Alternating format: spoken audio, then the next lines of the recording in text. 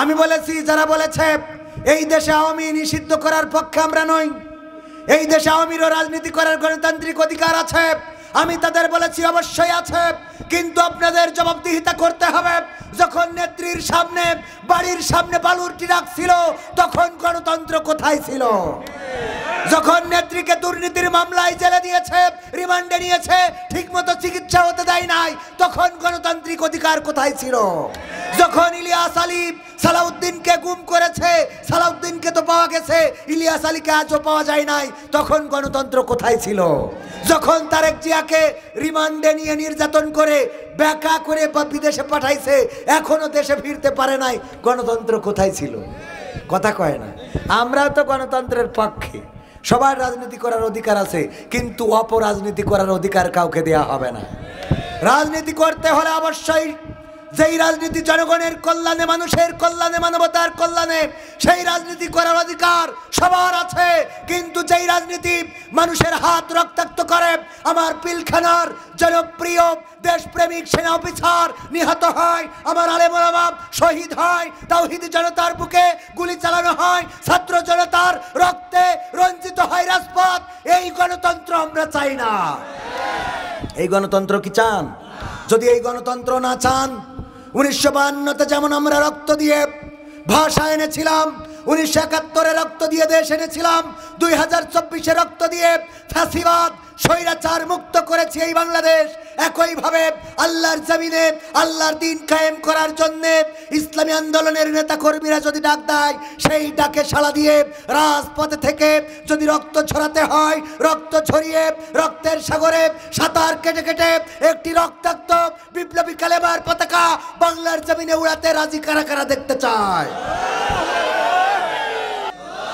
সম্মানিত তাওহীদি জনতা, আমাদের মেসেজ অনেকেই বুঝতে পারে না, অনেকেই মনে করে আমরা জামাতে ইসলাম, হেফাজতে ইসলাম, চরমনাই ইসলাম অথবা তাবলিগি ইসলামের পক্ষে কথা বলতে এসেছি। স্পষ্ট করে বলে দিতে চাই, এই বাংলার জমিনে যদি বাংলাদেশ আওয়ামী লীগ আল্লাহর কোরআনকে কায়েম করতে চায়, তাইলে সেই আওয়ামী লীগের পক্ষে আমাদের থাকতে আপত্তি নাই। এই বাংলার জমিনে যদি বিএনপি কোরআনের রাজ কায়েম করে দিতে চায়, সংসদে যদি কোরআনের আইন দিয়ে চালাতে চায়, সেই বিএনপি করতে আমাদের কোনো আপত্তি নাই।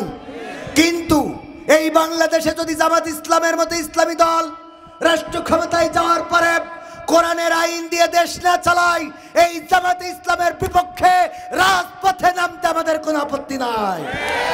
আমাদের মেসেজ এইটাই, আমরা কোনো দলের নই। আমরা কার দলের? আমরা জামাত ইসলাম, হেফাজত ইসলাম, তাবলিগ ইসলাম, আওয়ামী লীগ ইসলাম, বিএনপি ইসলামেরও নই, আমরা আল্লাহর ইসলামের। ঠিক না বে ঠিক? আমি গ্যারান্টি দিয়ে বলছি, জামাত ইসলাম করলে জান্নাতে যাবেন এই গ্যারান্টি দিতে পারবো না, কিন্তু ইসলাম করলে জান্নাতে যাবেন সেই গ্যারান্টি আছে আমার কাছে। ঠিক না বে ঠিক? আপনি ইসলাম করেন, জামাত ইসলাম করতে কোনো হুজুর বলে না, প্রয়োজনও নাই। আপনি বিএনপি করেন, ইসলাম দিয়ে করেন। কি দিয়ে? ইসলাম দিয়ে ওজন দিবেন। যদি দেখেন যে ওকে ইসলামের মানদণ্ডে বিএনপি ঠিক, আমি বলবো সেইটাই ঠিক। কিন্তু ইসলামের মানদণ্ডে যদি জামাতের চরিত্র না মেলে, সেই জামাতও ঠিক নেই। কোরআনের সাথে যারা করবে দ্বন্দ্ব, তাদের সাথে কবু হবে না আপোষ। কোরআনের সাথে যারা করবে দ্বন্দ্ব, তাদের সাথে কবু হবে না আপোষ। জেল জুলুম হলেও হবে, জেল জুলুম হলেও হবে, বিবেকের কাছে তবু রব নির্দোষ। আমার রবের কাছে রব নির্দোষ, মহান প্রভুর কাছে রব নির্দোষ।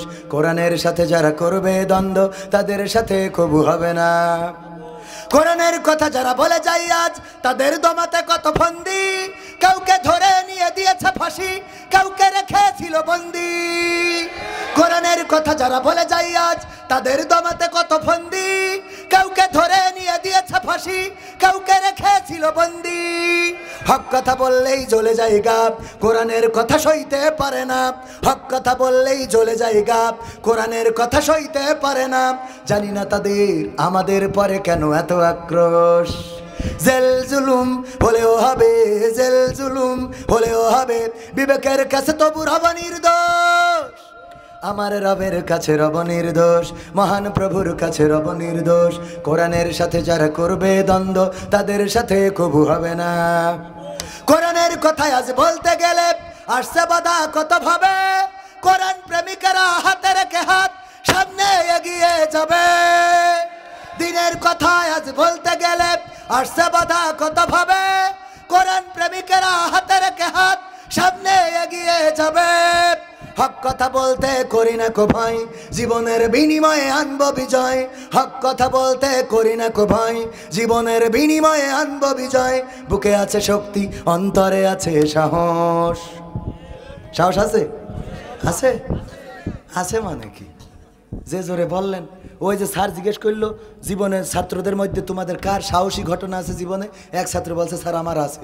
কি ঘটনা বলছে? আমি সুন্দরবনে গেছিলাম, যাওয়ার পরে রয়্যাল বেঙ্গল টাইগার একটা শুয়ে রয়েছে, তারপর আস্তে আস্তে আস্তে আস্তে যেই পিছন থেকে ঘেসাত করে লেজ কেটে নিয়ে চলে আসিছি।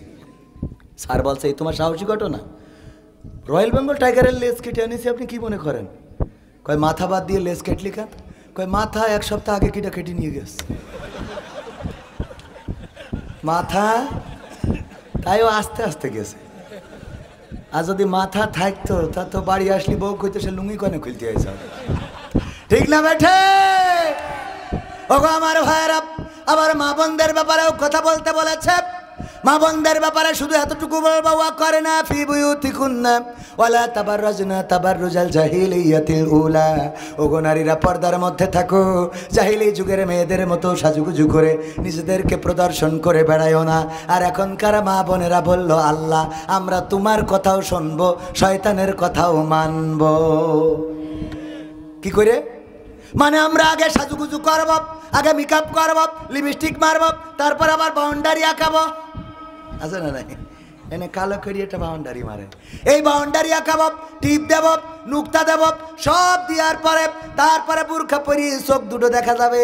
এই পরে যাব, যাওয়ার পরে বয়ফ্রেন্ডের সাথে ওই গদখালি ফুল বাগানে মন্টু মিয়ার বাগান বাড়ি যাওয়ার পরে আস্তে করে তার সামনে খুলে দেব, আবার বাড়ি আসার সময় পরিয়েতে চলে আসবো। তাহলে তোমার মনোরক্ষা করলাম, শয়তানও খুশি থাকলো। জোরে জোরে বলেন সুবহানাল্লাহ। না না নাউজুবিল্লাহ হবে, আমার ভুল হয় আছে। মা বোনেরা এই যে সাজুগুজু করে আবার আপনারা পর্দা করেন, বোরখা পরেন। আজকেও আমার ফোনে আমি একটা ছবি সেভ করে রেখেছি, ধরা খেয়েছে পতিতাবৃত্তির জন্যে। যাদেরকে ধরেছে দেখে মনে হয় সব ইসলামী আন্দোলনের নেত্রীরা। মানে সিয়ারা এবং বোরখা দেখি মনে হচ্ছে ইসলামী আন্দোলনের নেত্রী। আমি আপনাদের একেবারে দেখাতে পারবো, মনে করতে পারেন যে হুজুর বানাই বলছে। দেখাবো? এই যে একদম খাতা কলমে দেখাই দিচ্ছে, কারণ এইটা এসব না দেখলে আপনারা মনে করেন যে হুজুররা এসে এসব গল্প পাই কনে। এই কই আমি সেই সেভ রেখেছি। এই যে আপনারা দেখেন, একেবারে যদি দেখা যায় আর না গেলে আমাদের মিডিয়া দেখতে পাচ্ছে যে একেবারে পর্দা করে বুরখা পরে মনে হচ্ছে সব ফেরেশতা জান্নাতুল ফেরদাউস। এবং এদের আইডি সার্চ করলে দেখা যাবে সব আইডিতে লেখা নাম জান্নাতুল ফেরদাউস, অথচ শয়তানের আখড়া পতিতাবৃত্তি। দেখেন সব মনে আছে ছাত্রী সংস্থার নেত্রীরা। নাউজুবিল্লাহ। মানে দেখে মনে আছে, আবার মনে করিন না যে হুজুর আবার ওই জায়গার লোক, মানে ওই ওরা এমন ভাবে সেজে পিছিয়ে রয়েছে। দেখি একটা দেখি মনে হবে পরহেজগার। এগের পিছনে যেই যদি নামাজ পড়া যায় তা জান্নাতে যাওয়া যাবে।